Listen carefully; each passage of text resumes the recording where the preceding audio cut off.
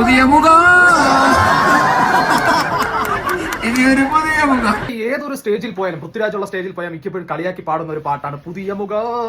അപ്പൊ ചിലവര് വിചാരിക്കുന്ന വെച്ചാൽ ഇത് അമർ അക്ബർ ആന്റണി എന്ന സിനിമയിൽ നമ്മുടെ ഇന്ദ്രജിത്ത് പാടിയത് കൊണ്ടുള്ള ട്രെൻഡിങ് ആണെന്ന് ചിലവർ വിചാരിക്കുന്നുണ്ടാക്കി. അതായത് വർഷങ്ങൾക്ക് മുമ്പ് 2009 നമ്മുടെ പുതിയ മുഖം സിനിമ ഇറങ്ങിയതിനു ശേഷം അതിലെ പാട്ട്, പുതിയ മുഖം പാട്ട് പാടിയത് പൃഥ്വിരാജാണ്.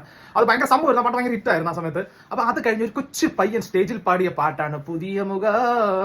ഒരു പുലരി സൂര്യമുഖ, ഇനിയൊരു പുതിയ മുഖം, പുതിയ മുഖം, ഇനിയൊരു പുതിയ മുഖം, സൂര്യമുഖം.